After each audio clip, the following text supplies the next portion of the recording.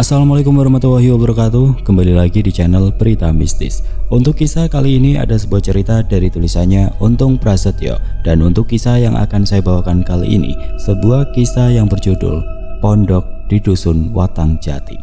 Dan sebelum kita lanjut ke ceritanya, tekan dulu tombol like video ini dan jangan lupa tekan juga tombol subscribe channel ini.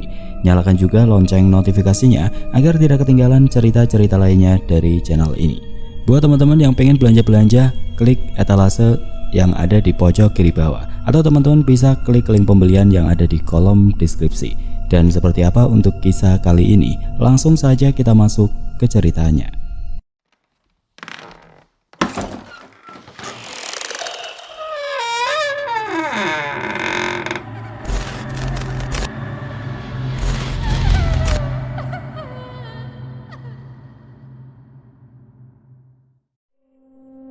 Di sebuah daerah kecil yang masih dikelilingi oleh hutan belantara, terdapat sebuah rumah tua yang terkenal angker dan penuh misteri.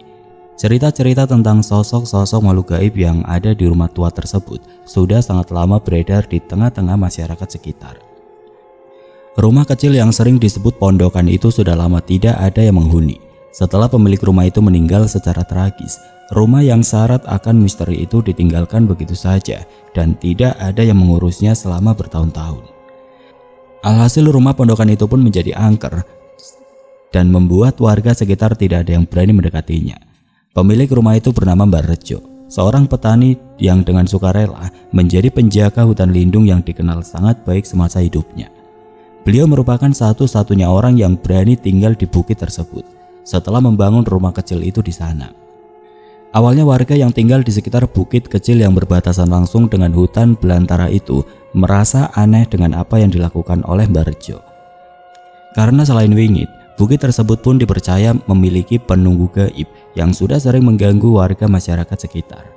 Akan tetapi selain memiliki keberanian yang sangat besar, Mbah Rejo yang dikenal sangat baik hati itu ternyata mengerti dalam bidang ilmu metafisika atau yang sering disebut dengan hal-hal gaib. Jadi karena beliau dapat berkomunikasi dengan makhluk-makhluk tidak kasat mata itulah, Mbah Rejo memutuskan untuk tinggal di bukit yang hampir tidak pernah dikunjungi oleh warga daerah sekitar. Setelah kematian Mbah Rejo, rumah pondokan itu pun menjadi tempat yang sepenuhnya terbengkalai. Pintu dan jendelanya tertutup rapat, dan hanya sedikit saja cahaya yang menerobos masuk ke dalam melalui celah-celah kayu yang sudah lapuk. Cerita-cerita mistis tentang rumah angker di tengah bukit yang sangat ditakuti oleh warga setempat itu ternyata malah menarik bagi para penikmat kisah urban legend dan juga paranormal. Banyak orang yang sengaja datang ke rumah itu untuk mengungkap misterinya, dan ada juga yang hanya sekedar ingin menikmati suasana mencekam di rumah yang jauh dari rumah-rumah penduduk lainnya. Salah satu dari mereka adalah Rian, seorang penulis kisah-kisah misteri dan cerita horor yang sangat terobsesi dengan dunia gaib itu pun nekat mendatangi rumah angker tersebut seorang diri.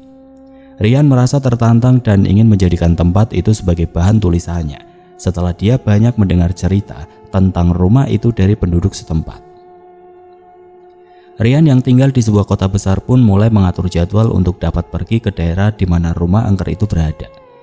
Berdasarkan informasi yang didapatnya dari teman-teman sesama penulis cerita misteri dan juga konten kreator horor itu, Rian pun memutuskan untuk mendatangi sebuah desa yang menjadi desa terakhir sebelum menuju ke bukit kecil yang sangat ditakuti oleh warga sekitarnya. Awalnya Rian ingin pergi bersama ketiga temannya yang juga penulis cerita horor, namun mereka tidak memiliki waktu luang yang sama. Sesampainya Rian di dusun Watang Jati, dia pun langsung menemui kepala dusun setempat untuk meminta izin dan mencari informasi terkait rumah pondokan tersebut. Walau awalnya Pak Duku dan juga warga setempat melarangnya, namun dengan dalih-dalih yang disampaikannya, akhirnya Rian pun mendapatkan izin untuk mendatangi rumah pondokan tersebut. Setelah menginap satu malam di rumah Pak Duku, sekitar pukul 9 pagi Rian pun berangkat menuju bukit di ujung dusun seorang diri. Dengan membawa semua peralatan-peralatan yang dapat mendeteksi energi dari makhluk tidak kasat mata, Rian pun mulai berjalan sesuai arahan dari kepala dusun tersebut. Setelah setengah jam berjalan kaki melewati perkebunan warga, Rian pun mulai melihat sebuah bangunan kayu yang sudah sangat usang. Tanpa sedikit pun rasa takut, Rian mulai mengambil foto-foto bangunan rumah tersebut dari jarak jauh dengan kamera digital miliknya. Setelah merasa cukup dengan hasil jepretannya, penulis muda yang memiliki nyali cukup besar itu kembali melanjutkan langkahnya dengan menapaki jalan menanjak. Sesuai seperti apa yang dicerita-cerita oleh Pak Duku dan warga kemarin, gumam Rian dalam hatinya. Tapi suasananya sih biasa saja, gak ada yang menakutkan. Imbunya lagi sambil mengeluarkan alat yang dapat mendeteksi keberadaan energi dari sosok makhluk tidak kasat mata. Semua tampak biasa saja hingga Rian sampai di depan rumah tua yang terlihat rapuh itu. Alat pendeteksi energi dari makhluk tidak kasat mata yang berada di tangannya pun tidak menunjukkan tanda-tanda adanya sosok makhluk astral di sekitarnya. Setelah lama berdiri memandangi rumah tua tersebut, Rian pun mulai menyalakan kamera digitalnya untuk mengambil video keadaan sekitar rumah itu. Sambil berjalan menuju ke arah samping rumah, Rian mulai berbicara seorang diri sambil sesekali mengarahkan kameranya dan mengambil gambar dengan fokus. Selesai mengelilingi rumah tua yang dianggap angker oleh warga sekitar dan berhasil mengambil gambar video dengan baik, Rian pun mulai mencari jalan untuk dapat masuk ke dalam rumah itu. Tanpa sedikit pun rasa takut, Rian mulai memeriksa beberapa pintu dan jendela yang ada di sana. Hingga akhirnya Rian dapat menemukan pintu yang tidak terkunci yang ada di samping sebelah kanan rumah tersebut. Namun hal aneh pun mulai terjadi. Ketika dia sampai di ruang tamu utama yang konon katanya menjadi tempat yang paling sering terlihat penampakan sosok makhluk gaib di sana. Rian yang mulai merasakan sesuatu seperti kehadiran sosok tertentu mulai mengambil alat pendeteksi energi dan mengatur frekuensinya dengan tepat. Udara pun tiba-tiba terasa lebih dingin dari sebelumnya dan suasana di ruangan terasa berbeda. Walau alat pendeteksinya belum menunjukkan adanya aktivitas yang mencurigakan, tapi kengerian pun mulai dirasakan oleh Rian saat itu. "Siapa kamu?" ujar suara perempuan yang tiba-tiba terdengar lirih dari sudut ruangan gelap itu. Rian yang merasa terkejut pun langsung membalikkan tubuhnya ke arah sebuah ruangan gelap tempat sumber suara itu berasal. "Siapa itu?" tanya Rian yang wajahnya mulai pucat karena tegang. Tolong bantu aku, keluarkan aku dari tempat ini," ujar suara itu lagi yang terdengar lebih jelas dan membuat Rian semakin penasaran. Dengan berusaha untuk tetap tenang, Rian pun mengambil senter kecil di saku celananya sambil menaruh alat pendeteksi energi gaib yang sama sekali tidak berfungsi kala itu. Sambil mengarahkan cahaya yang berasal dari senter kecil miliknya, Rian pun kembali mengarahkan kamera yang masih dalam kondisi hidup tadi. "Halo, siapa di sana?" seru Rian sambil terus mengedarkan pandangannya ke sekitar. "Apakah saya sedang berkomunikasi dengan makhluk yang berasal dari dunia lain?" Dengan hati berdebar, Rian mengambil nafas dalam-dalam dan mulai berjalan ke arah sebuah kamar yang sangat gelap itu. "Halo, kamu siapa? Apakah itu Mbak Rejo?" tanya Rian yang mencoba untuk berkomunikasi dengan sosok makhluk gaib yang diyakini oleh Rian masih berada di tempat itu. "Aku adalah Nuni, tolong aku mas," jawab sosok makhluk astralnya yang suaranya menggetarkan nyali Rian. "Mbak Nuni di mana ya? Apa yang Mbak Nuni lakukan di sini?" tanya Rian sambil menelan ludahnya karena mulai merasakan seluruh bulu kuduknya meremang kala itu. "Tolong aku mas, aku terjebak di antara dua alam," jawab sosok Nuni yang suaranya terdengar merintih hingga terasa menyayat hati. Tolong aku mas, tolong, aku membutuhkan bantuanmu untuk menemukan jalan keluar dari tempat ini," imbu sosok perempuan yang wujudnya belum terlihat. Rian pun sungguh dibuat tercengang dengan apa yang baru saja disampaikan oleh makhluk astral tersebut. Selain itu, ini adalah kali pertamanya Rian dapat berkomunikasi langsung dengan sosok makhluk gaib yang mendiami sebuah tempat. Rian yang sudah banyak mengunjungi tempat-tempat yang terkenal angker itu, biasanya hanya melihat kelebatan bayangan dan suara benda-benda terjatuh atau suara tawa cekikikan dan suara tangis yang memilukan. Tapi kali ini Rian mengalami kejadian luar biasa yang belum pernah dialami selama dia mengeksplor sebuah tempat yang terkenal menyeramkan. Namun sebelum Rian dapat mengajukan pertanyaan-pertanyaan yang mulai datang di pikirannya, suasana pun tiba-tiba berubah. Udara menjadi sangat dingin sekali hingga menusuk ke dalam tulang. Alat pendeteksi energi dari makhluk tidak kasat mata milik Rian mulai berbunyi dengan kencang dan berkedip dengan liar. Setelah itu Rian melihat sosok perempuan muda dengan luka mengangat di lehernya serta darah kental yang mengalir deras dan membasahi pakaiannya. Tubuh Rian mulai gemeteran menyaksikan penampakan yang belum pernah dilihat secara langsung olehnya selama ini. Rasa takut yang teramat sangat mulai merasuki hati dan pikiran Rian. Hal itu jelas membuat tubuh Rian terasa kaku dan tidak sepatah kata pun dapat terucap dari bibirnya. Beberapa detik kemudian senter yang dipegang di tangan kirinya pun terjatuh, dan setelah itu pandangan mata Rian menjadi gelap, dan dengan cepat dia pun berpindah dari sebuah ruangan kosong dan gelap ke sebuah tempat yang terlihat seperti di dalam gua batu. "Namaku Nuni, dan akulah yang membawamu ke tempat ini," ujar sosok makhluk gaib yang tadi terlihat sangat menyeramkan itu.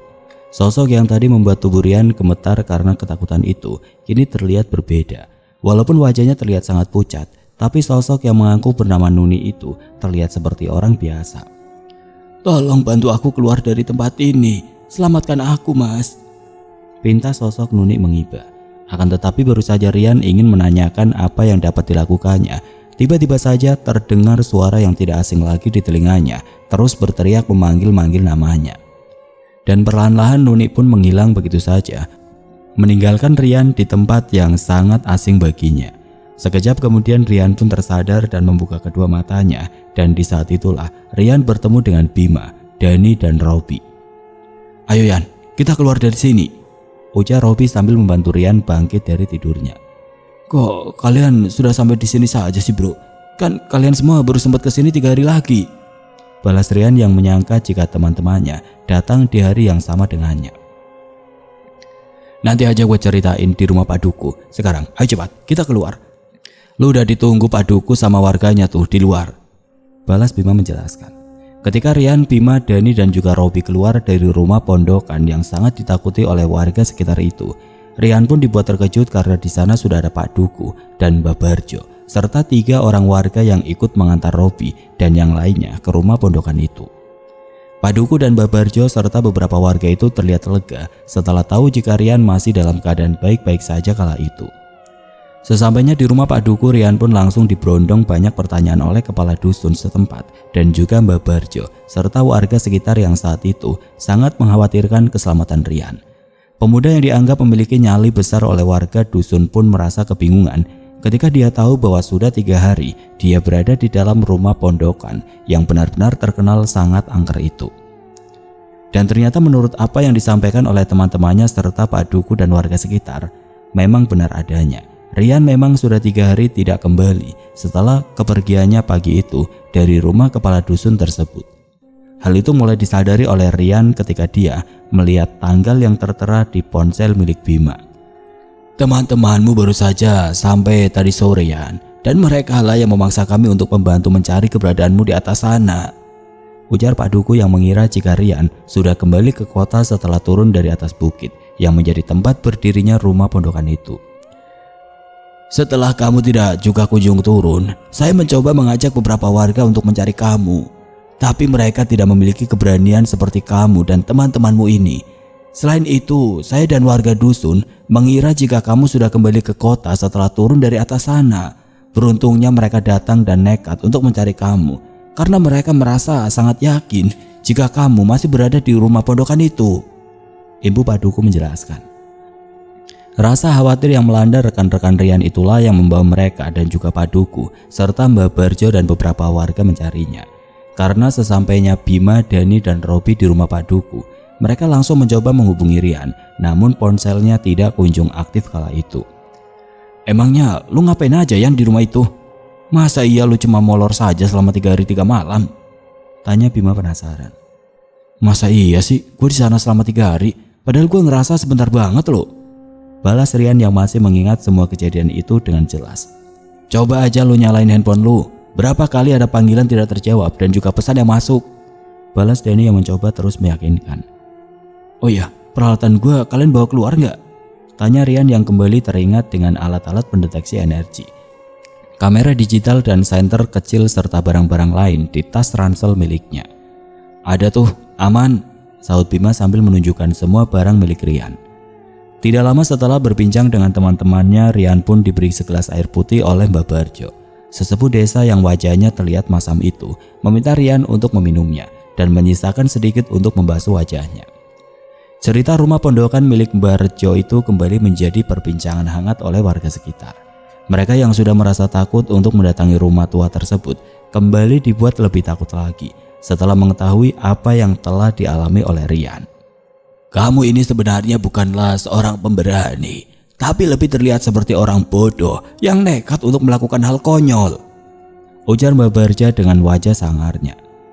"Apakah Pak Duku tidak menceritakan tentang rumah itu sebelumnya?" tanya Mbah Barjo sambil menatap tajam ke arah Rian dan teman-temannya. "Kalian masih memiliki nasib baik, sehingga kalian dapat keluar dengan selamat dari rumah pondokan itu," imbu Mbah Barjo menjelaskan. "Bukankah rumah itu sering dikunjungi orang-orang yang ingin mengungkap sebuah misteri, Mbak?"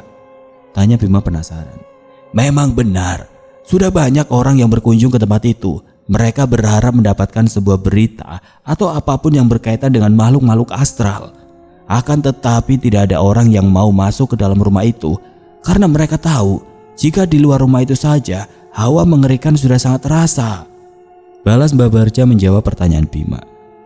Sambil mendengarkan Mbah Barjo berbicara, Rian pun mulai mengambil kamera digital yang baterainya sudah terisi dan langsung menghidupkannya. Rian berharap jika ada petunjuk dari kamera digitalnya tersebut sebelum dia kehilangan kesadarannya. Akan tetapi semua video yang diambilnya di dalam rumah itu tidak dapat terbuka dan hanya menampilkan gambar gelap tanpa pemandangan apapun di sana. "Sebaiknya besok kamu langsung pulang saja. Jangan membuat repot warga desa lagi. Dan jangan pernah kembali ke rumah pondokan itu," ujar Mbah Barja dengan tegas. "Memang apa yang sebenarnya terjadi di rumah itu, Mbah, sehingga rumah itu menjadi rumah angker dan ditakuti warga sekitar?" tanya Robi yang sangat penasaran dengan cerita yang beredar simpang siur di tengah masyarakat desa itu. Karena Robi, Dani dan juga Bima terus mendesak Mbah Barja agar beliau mau menceritakan apa yang sebenarnya telah terjadi di bukit itu. Sosok lelaki yang wajahnya terus terlihat masam itu pun akhirnya mau berbagi kisah misteri tentang bukit yang menjadi tempat rumah pondokan itu berada. Menurut apa yang telah diceritakan oleh Mbah Barja, jauh sebelum Mbah Rejo mendirikan rumah di atas bukit itu, telah terjadi sebuah kejadian yang sangat menyedihkan di sana. Dan dari cerita yang sudah turun-temurun itu diketahui, jika di masa kerajaan dulu hiduplah beberapa keluarga yang tinggal di tepian hutan belantara itu. Yang salah satu dari anggota keluarga itu adalah seorang gadis cantik yang bernama Nuni. Kabar adanya gadis cantik yang tumbuh menjadi kembang desa di daerah itu pun mulai terdengar sampai ke telinga Adipati Airlangga. Sosok pemimpin sebuah wilayah di bawah kekuasaan sang raja itu merasa sangat penasaran dengan kecantikan gadis desa yang tinggal bersama keluarga mereka di pinggir hutan belantara. Dan setelah melihat dengan mata kepalanya sendiri, sosok Adipati yang sangat humoris itu pun mulai menaruh hati kepada Nuni, anak dari seorang petani biasa. Walaupun sudah memiliki seorang putri yang berasal dari bangsawan kerajaan, tapi Adipati Airlangga tetap ingin mempersunting kembang desa yang bernama Nuni tersebut. Dan hanya dalam waktu singkat, sang Adipati pun akhirnya dapat menikahi Nuni secara diam-diam. Dan sering tinggal di desa yang berada di atas bukit yang berbatasan langsung dengan hutan belantara itu. Pepatah mengatakan, serapat-rapatnya bangkai yang ditutupi akhirnya akan tercium juga. Hal itu pun berlaku kepada Adipati Airlangga kala itu. Karena merasa curiga dengan kepergian suaminya selama berhari-hari, istri dari sang adipati pun meminta para punggawa kadipaten yang setia kepada sang istri untuk mengikuti kemana suaminya pergi. Dan tidak lama kemudian terdengarlah kabar jika Adipati Airlangga telah memiliki istri dari golongan rakyat jelata di sebuah daerah. Karena merasa sangat marah dan kecewa dengan apa yang telah dilakukan oleh suaminya, sang istri pun merencanakan sesuatu untuk menyudahi hubungan pernikahan sang adipati dengan gadis desa tersebut. Dan ketika Adipati Airlangga mendapatkan tugas langsung dari sang raja, istri dari adipati yang diketahui bernama Dewi Laras itu mulai menjalankan rencananya. Awalnya Dewi Laras ingin menghabisi Nuni dengan cara mengutus beberapa pengawal kadipaten saja. Akan tetapi karena merasa penasaran dengan kabar yang santer terdengar jika Nuni memiliki paras yang sangat ayu, akhirnya Dewi Laras pun membawa beberapa pengawal untuk pergi ke desa tempat Nuni berada. Kedatangan Dewi Laras pun disambut hangat oleh beberapa keluarga yang tinggal di desa itu. Sama halnya dengan Nuni. dirinya tidak menaruh curiga pada Dewi Laras karena Adipati Airlangga mengaku jika dia telah mendapatkan izin dari Dewi Laras untuk menikahi Nuni. Suasana yang terjadi hari itu penuh dengan keakraban. Hingga perempuan muda yang telah sah menjadi istri dari sang adipati itu pun mau menemani Dewi Laras pergi mengelilingi desa tempat tinggalnya. Setelah berada jauh dari desa dan tepatnya berada di atas sebuah bukit, Dewi Laras pun mulai melontarkan kata-kata kasar yang sontak membuat Nuni marah. Cacian dan hinaan pun terus diucapkan Dewi Laras kepada Nuni yang membuat Nuni menangis sedih kala itu. Dan ketika Nuni sedang duduk bersimpuh sambil terus menangis, dua orang pengawal dari Dewi Laras pun langsung menggorok leher Nuni dengan pedangnya dari arah belakang. Darah segar pun keluar dari batang leher perempuan muda yang juga telah menjadi istri dari Adipati Airlangga. Dan menjelang ajalnya tiba, Dewi Laras selalu menendang tubuh Nuni ke arah bawah bagian hutan dan meninggalkannya tanpa belas kasihan. Sejak saat itulah, ada sosok perempuan yang menjadi penunggu bukit yang berbatasan dengan hutan belantara itu, ujar Mbak Barja menutup ceritanya.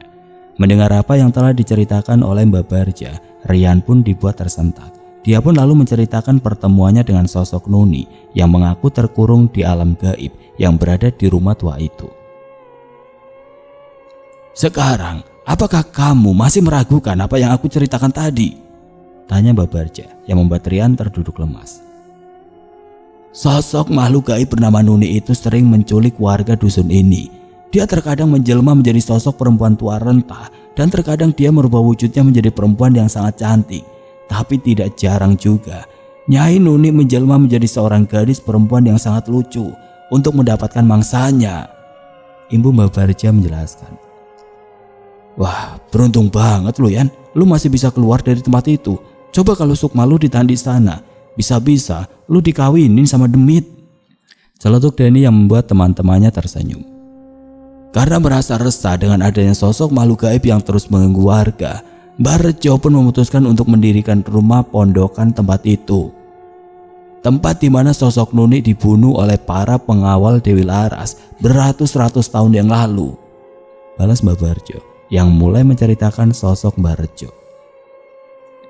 Menurut Mbak Barja, satu-satunya orang yang mengenal sosok Mbak Rejo dengan baik adalah dirinya.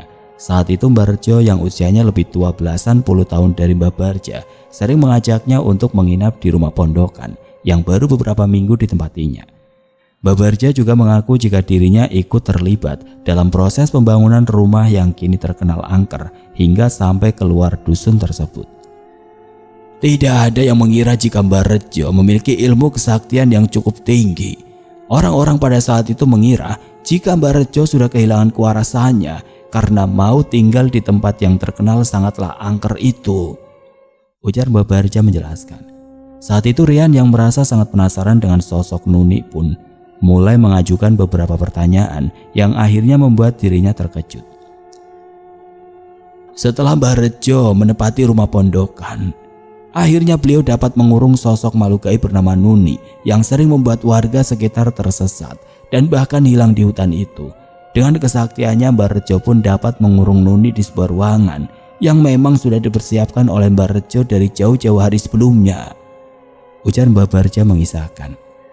Memangnya apa yang dikatakan Nuni kepadamu ketika dia membawamu masuk alam gaib yang menjadi tempat tinggalnya saat ini? Tanya Mbak Barja kepada Rian. Nuni hanya meminta tolong pada saya Mbah. Dia meminta saya untuk membebaskannya dari tempat itu, balas Rian menceritakan apa yang sebenarnya telah dialaminya itu. Kau sungguh beruntung anak muda. Biasanya orang yang sudah masuk ke alam tempat sosok makhluk gaib itu tinggal tidak akan pernah kembali lagi dan tidak akan pernah ditemukan lagi, balas Mbak Barja yang membuat Rian diam 1000 bahasa. Sebaiknya besok pagi kau segera pulang. Jangan pernah berpikir untuk kembali ke rumah pondokan itu lagi. Semua demi keselamatanmu anak muda, Ibu Mbak Barja menutup pembicaraannya. Karena mengetahui akan bahaya yang ada di rumah pondokan itu, Bima pun mengajak teman-temannya untuk kembali pulang saja.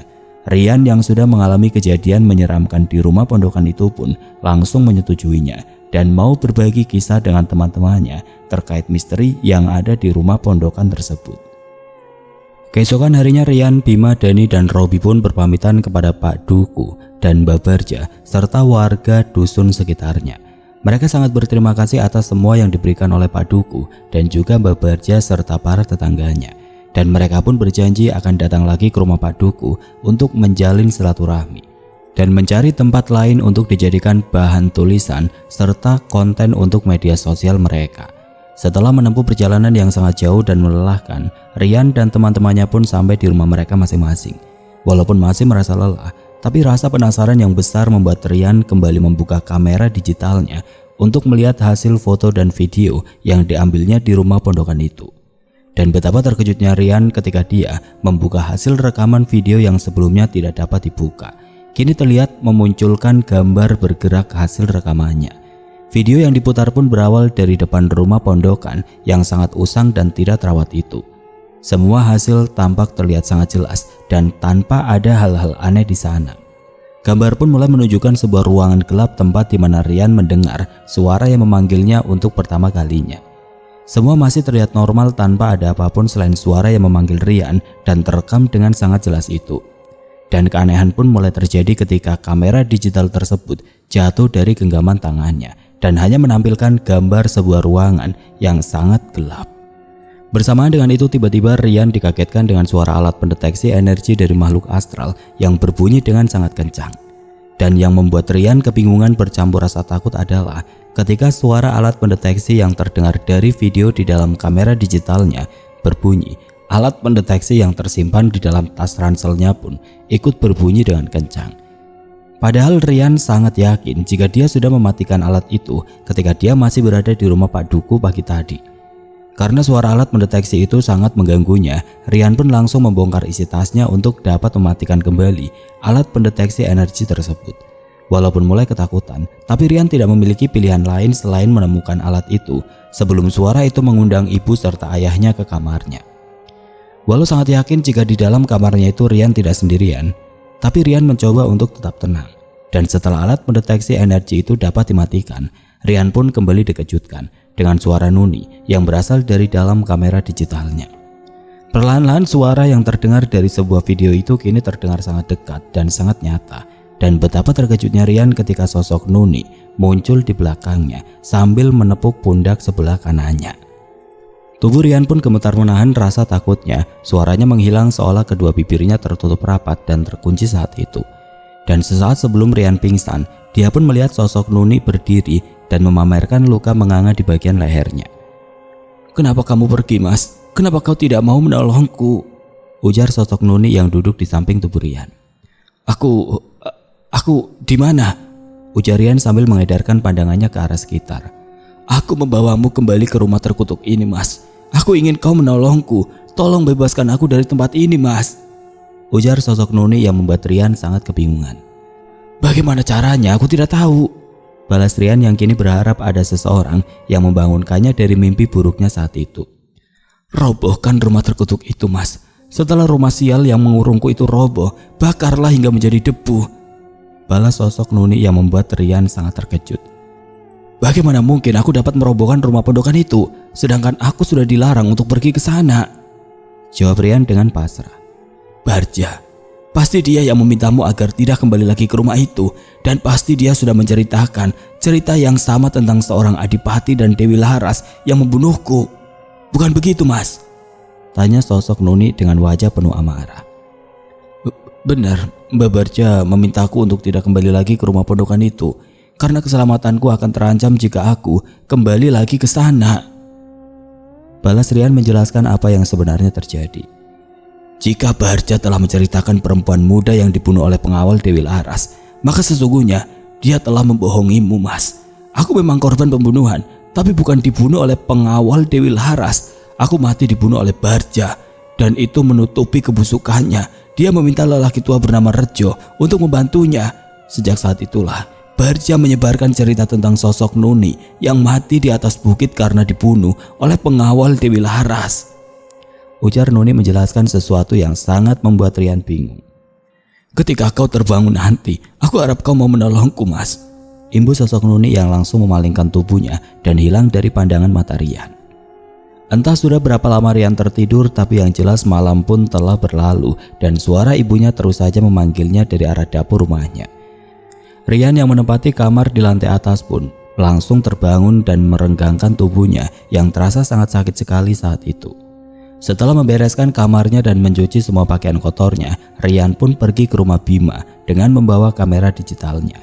Rian yang sepertinya mulai percaya dengan apa yang telah disampaikan oleh sosok Nuni itu, berharap Bima dan teman-temannya yang lain dapat membantunya mengungkap misteri di rumah pondokan. Sesamanya di rumah Bima, Rian pun menceritakan apa yang telah dialaminya semalam. Dia pun langsung memberikan kamera digitalnya dan meminta Bima untuk memindahkan video yang masih tersimpan di kamera tersebut ke dalam komputernya.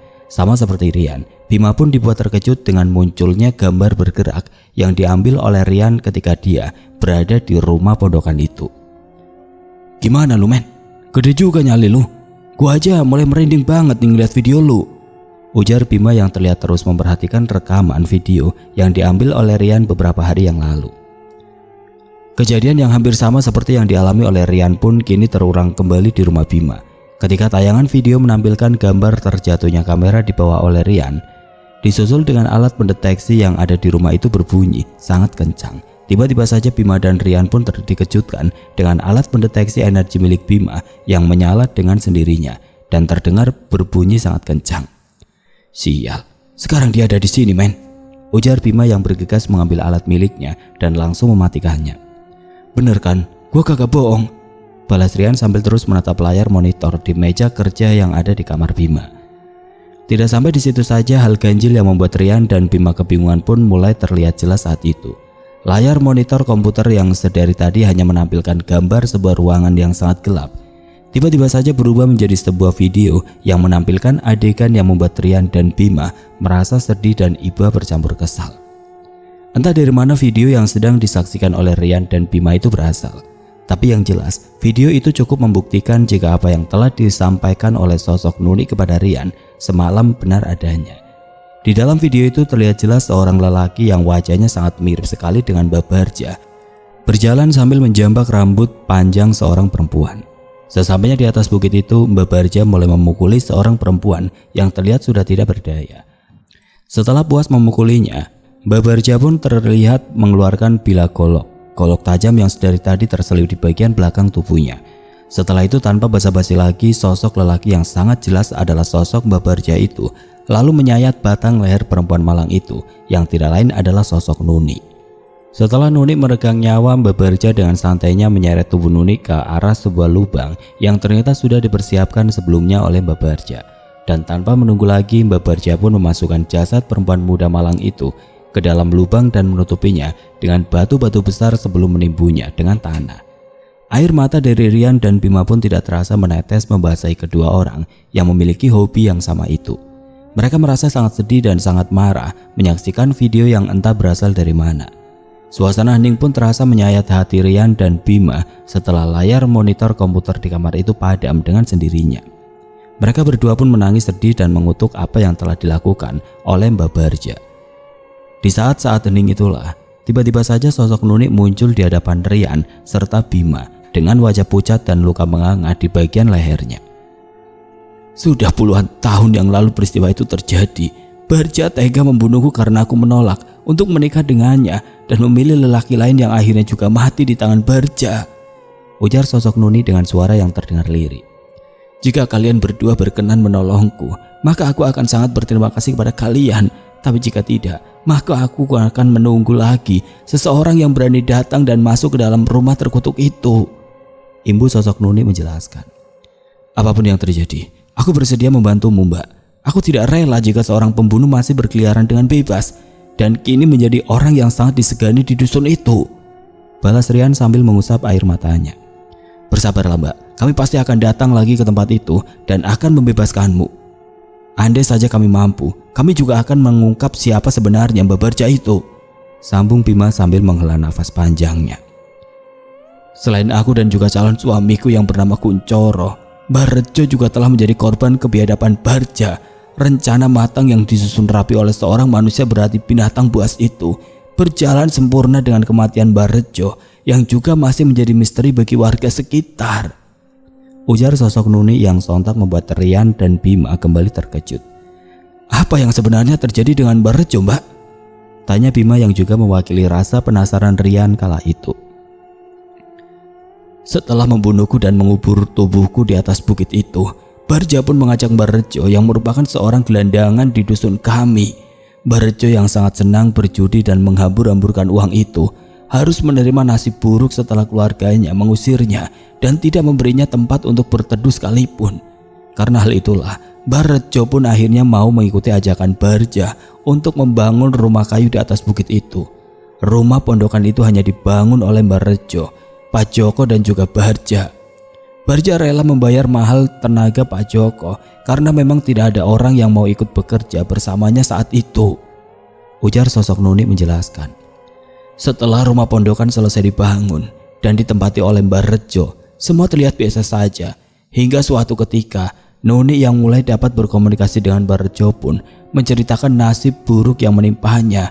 Karena Mbah Rejo juga mengenal Nuni, beliau merasa sangat marah kepada Barja. Dan di saat Mbah Rejo mengatakan apa yang telah diketahuinya itu, Barja pun langsung menghabisi nyawa Mbah Rejo dan menguburnya di dalam rumah itu. Kematian Mbah Rejo pun masih menjadi misteri bagi warga sekitar hingga saat ini. Imbu sosok Nuni lagi. Lalu apakah benar jika Mbah Rejo lah yang mengurung sukmamu di sana, Mbak? Tanya Bima lagi yang membuat Rian merasa kalah satu langkah di belakangnya. Semua yang diceritakan Barja adalah sebuah cerita karangan untuk menakut-nakuti warga sekitar daerah itu. Jadi selain untuk menghindari warga yang hendak mencari kayu bakar di atas bukit yang merupakan tanah milik keluarganya, Barja juga terus menyebarkan cerita palsu yang akhirnya dipercaya oleh warga hingga saat ini. Balas sosok Nuni menjelaskan. Yang mengurungku bukan Mbah Rejo, tapi pasak emas yang ditanam oleh Barja di atas kuburanku lah yang membuat sukmaku lah yang tidak dapat mengganggunya, karena pasak emas itu memiliki kekuatan besar yang dapat mencegahku mendekati Barja. Imbu sosok Nuni sambil menatap ke arah Rian. Lalu mengapa kami harus membakar rumah itu, Mbak? Tanya Bima yang merasa semakin penasaran. Jika rumah itu terbakar, maka pasak emas yang berada tepat di atas kuburanku akan ikut musnah. Dan saat pasak emas itu musnah, barulah aku dapat membalaskan apa yang telah dilakukan oleh Barja. Balas sosok Nuni menjelaskan. Sekarang kembalilah ke tempatmu, Mbak. Kami akan menyusun rencana terlebih dahulu agar semua berjalan seperti apa yang kita harapkan. Balas Bima dengan penuh keyakinan. Setelah sosok Nuni pergi, Rian dan Bima pun mulai menyusun rencana. Bima pun langsung menghubungi Dani dan Robi untuk meminta keduanya datang ke rumahnya. Kesedihan mendalam pun ikut dirasakan oleh Dani dan Robi setelah mendengar apa yang diceritakan oleh Rian dan Bima. Walau Dani dan Robi tidak dapat melihat tayangan video yang tadi dilihat oleh Rian dan Bima, tapi keduanya pun sangat percaya dengan apa yang telah mereka ceritakan. Beberapa hari kemudian, Rian, Bima, Dani, dan Robi pun terlihat sedang bersiap untuk kembali ke atas bukit yang menjadi tempat berdirinya rumah pondokan tersebut.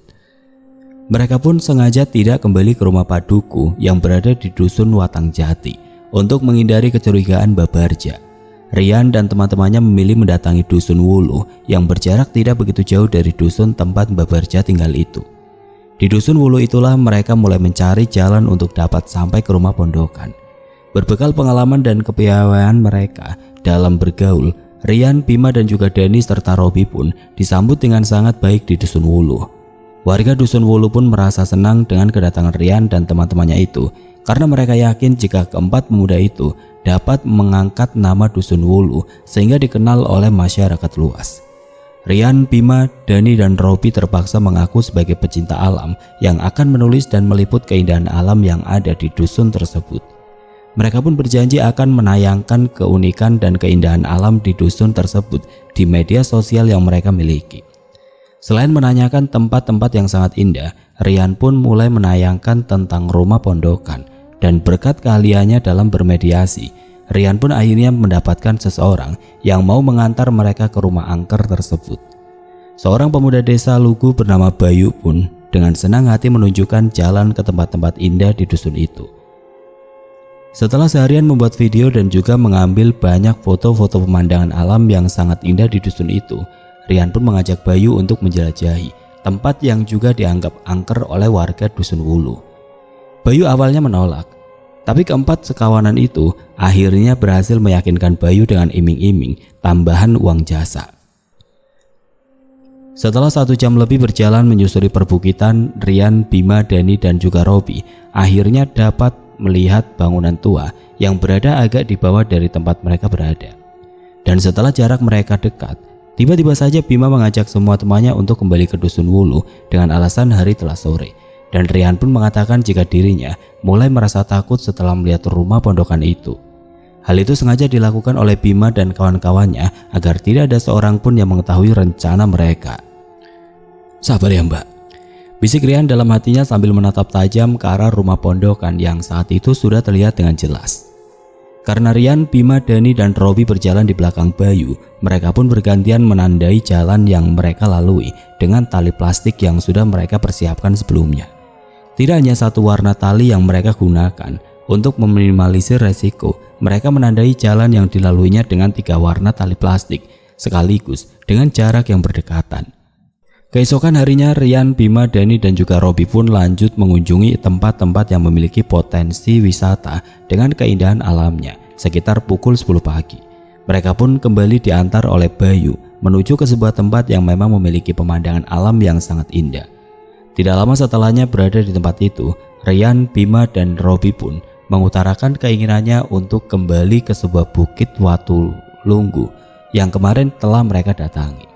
Ketiganya pun beralasan jika foto dan video mereka terlihat kurang bagus dan berniat untuk mengambil ulang gambar di Watulunggu.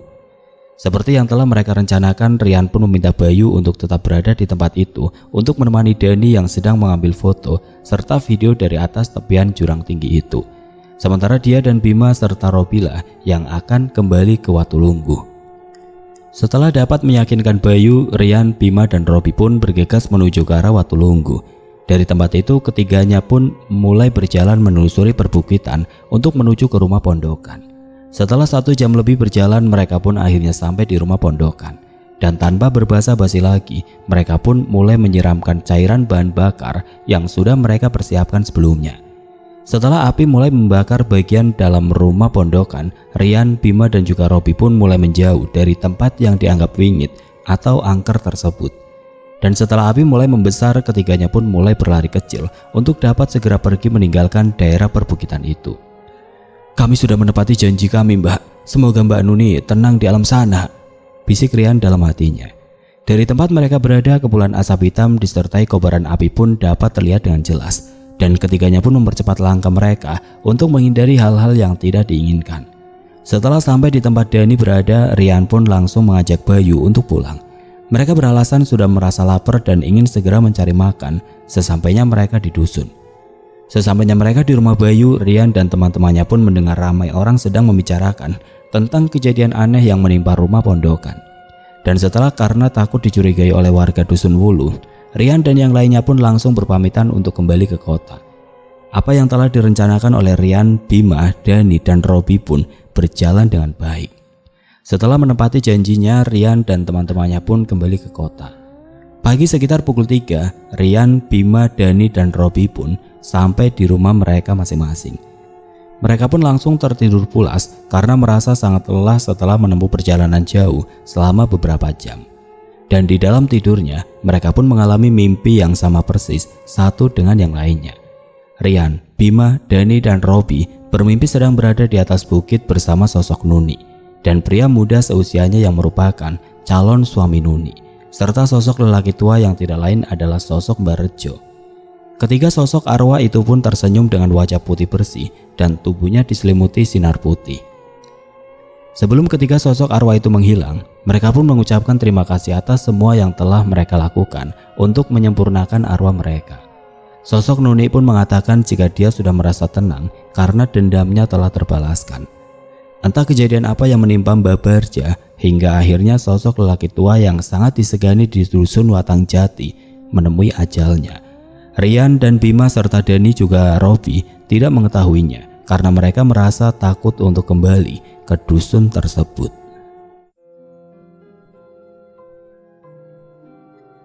Oke teman-teman, sekian untuk kisah kali ini. Bagaimana menurut kalian tentang kisah ini? Tulis komentar kalian di kolom komentar. Dan buat teman-teman yang baru bergabung, jangan lupa untuk like, komen, share, serta subscribe channel ini. Dan nantikan kisah-kisah horor berikutnya tetap di channel Berita Mistis. Wassalamualaikum warahmatullahi wabarakatuh.